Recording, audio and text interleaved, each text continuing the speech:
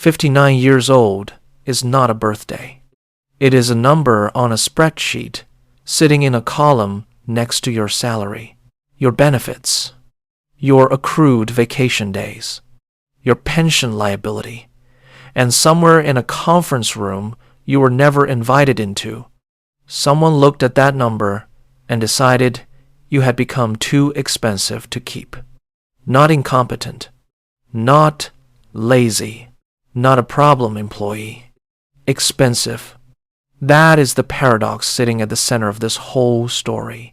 And once you see it, you cannot unsee it. Companies do not fire 59-year-old men because they have stopped being good at their jobs. They fire them because they have gotten too good at their jobs for too long at a salary that reflects it. And the math says a 29-year-old can do 60% of the work for 40% of the cost. That is not a personnel decision. That is a financial strategy wearing a personnel decision as a disguise. Let me tell you about a man named Richard. Richard spent 31 years at the same company. He started in the mailroom the year he turned 22, worked his way into operations management by 35, and by the time he hit his late 50s, he was training the very people who would eventually replace him, because that is what a loyal employee does when asked. He never missed a performance review above expectations. He never took a sick day he did not need. He paid off his mortgage at 54. He carried no credit card balance. He drove the same truck for 11 years because it still ran fine, and he saw no reason to finance a new one just to impress people he did not respect. Richard did every single thing the old rules told him to do, and he did it without complaint, because he believed, the way most men his age were raised to believe, that the system rewards the man who shows up and does the work. 2 months before his 59th birthday, Human Resources called Richard into a room with a box of tissues already sitting on the table, which tells you they knew exactly how this meeting was going to go before he ever walked in. They used the phrase restructuring. They used the phrase difficult decision.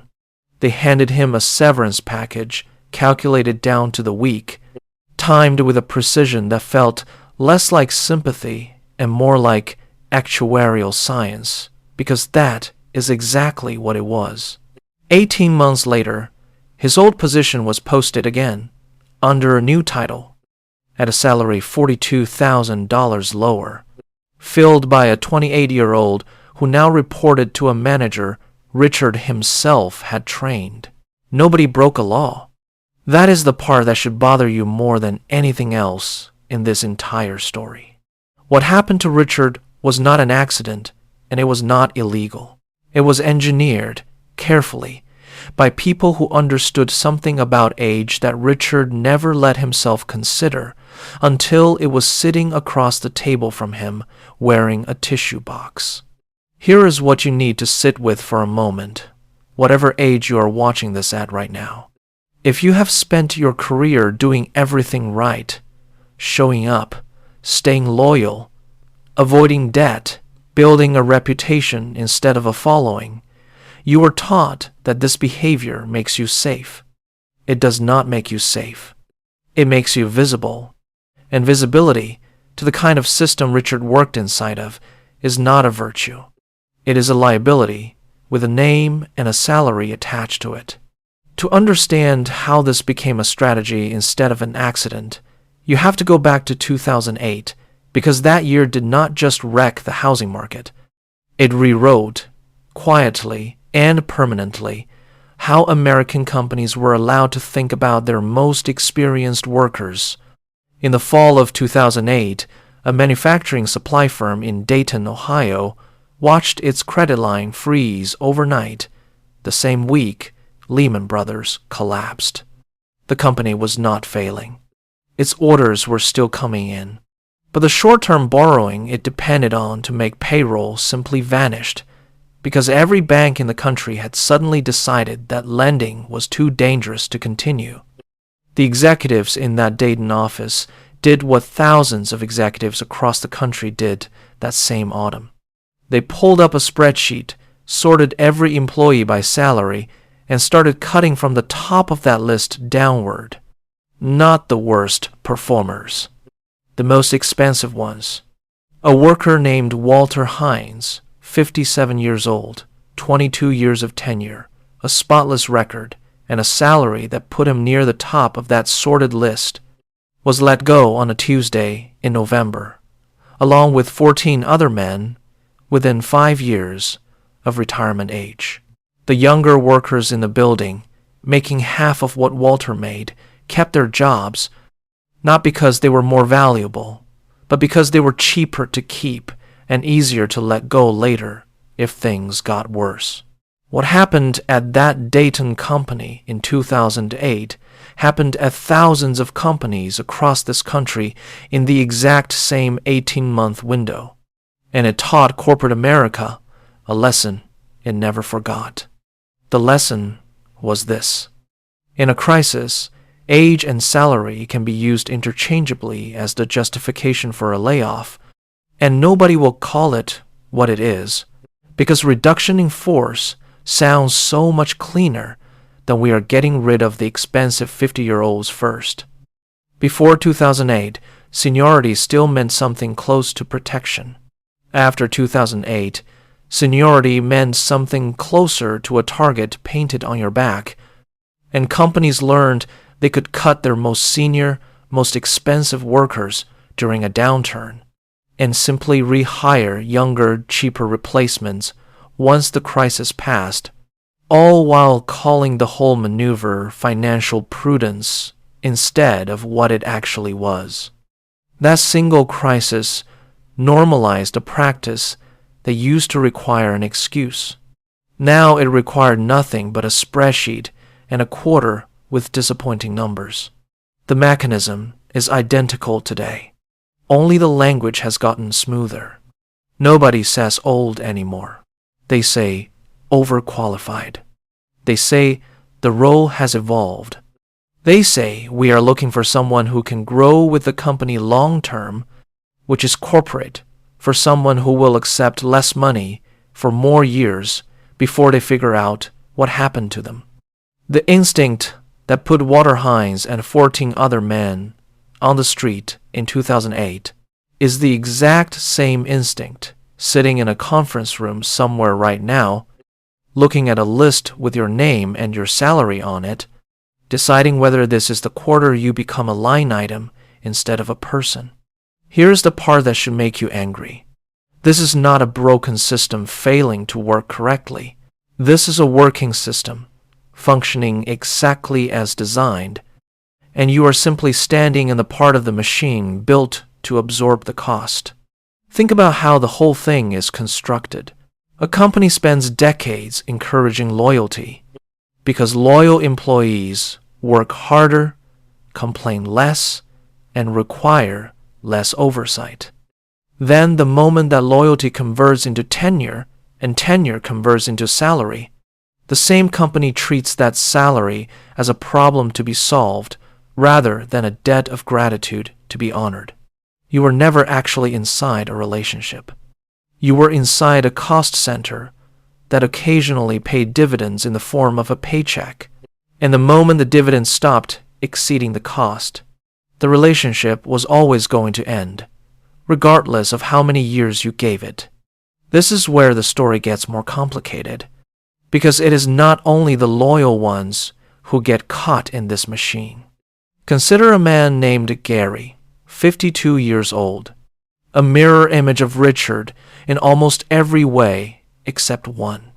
Where Richard avoided debt his entire life, Gary trusted the institution completely, and he trusted it in the one place men of his generation were taught it was safest to trust anyone: his pension.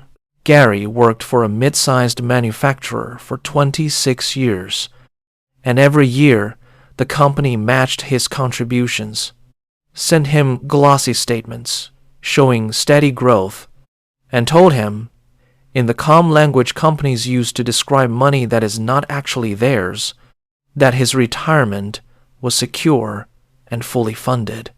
In 2009, the company filed for restructuring. Not full bankruptcy, just restructuring, the same softened word that ended Richard's career, except this time it was aimed at an entire pension fund instead of a single position. The fund was frozen. Gary's expected payout was cut by nearly 40% through a legal process. Most of the men affected did not understand until the letter arrived, explaining in careful language written by lawyers who did not work for them that this was all perfectly permitted under federal law. Gary did not gamble his retirement away. He did not overspend. He trusted the exact institution he was told his entire life to trust, and that institution used a legal mechanism built years in advance to reduce what it owed him the moment it became inconvenient to pay it. Richard did everything right and was punished for having no leverage over the company. Gary did everything he was told and was punished for having leverage that the company simply voted to reduce. This is not about individual choices. This is about a system where your outcome was never actually determined by your choices in the first place. Here is the part that should keep you up at night, because it reframes everything you just heard. That posture people respect. The calm, the composure. The man who walks into a room and does not need anything from anyone in it. The man other people instinctively defer to without him raising his voice. That posture was never really about manners. It was always about math. A man who does not need the company's paycheck does not fear the meeting with the tissue box on the table. A man who has already made himself financially untouchable walks into that room as a visitor, not as a defendant. The reason certain men in every workplace seem impossible to rattle is not confidence as a personality trait. It is confidence as a direct byproduct of owing nothing to anyone who could use that debt as leverage against him. This is the part almost nobody explains to you, because explaining it requires admitting how deliberately the whole machine was built.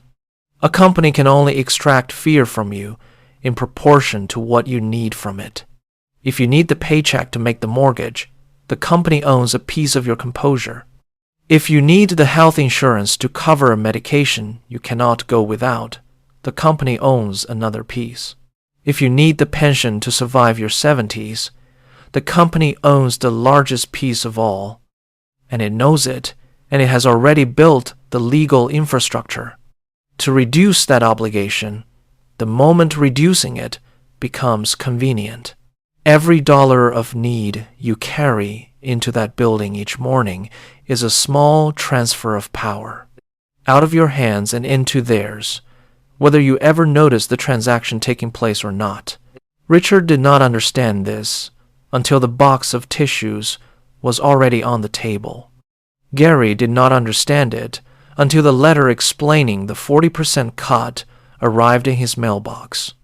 On a Tuesday, like any other piece of mail, both men discovered, at nearly the same age, in nearly the same decade of their lives, that being good at your job and being loyal to your employer had never been the actual currency this system respected. The only currency it respected was how little power the company held over you, and by the time both men learned that lesson, the tuition had already been paid in full, with interest, out of their own future. So here's the question underneath everything you have just heard. And it is not a question about severance packages or pension law. It is a question about what kind of man you intend to be for the remainder of whatever time you have left in this working life. The man sitting across the table from the tissue box, discovering at 59 that 3 decades of loyalty bought him nothing but a calculated severance figure. Or the man who built his life, quietly, deliberately, in a way that made the company's decision irrelevant to his composure the moment it was announced. Those are not 2 versions of bad luck. They are 2 versions of preparation, and only one of them leaves you standing in that room as a visitor instead of a casualty. Richard is 61 now.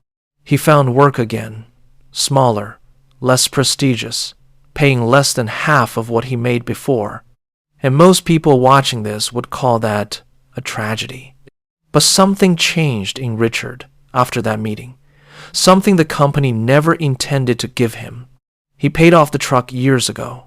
He owns his house outright. He carries almost no debt at all, which means the smaller paycheck does not frighten him the way it would have frightened him at 35, with a mortgage and 2 car payments hanging over his head. The company that discarded him as a line item never understood that the very frugality it once mocked, quietly, in performance reviews that used words like limited upward mobility, is the exact same frugality that made him unbreakable the day they decided he was expendable. They could take his position. They could take his title, his office, his seniority, and the 31 years of relationships built inside those walls. What they could not take was the one thing Richard built entirely outside of their reach, on his own time, with his own discipline, long before anyone ever called him expensive. Can't repossess a house that's paid off. Can't garnish a paycheck he no longer depends on. Can't threaten a man with the loss of something he already decided he does not need. That is the whole strategy, laid bare, the one the system never wanted either of these men, or you, to notice in time to use it yourself. They didn't fire Richard for being old. They fired him for finally becoming a man they no longer had any leverage over.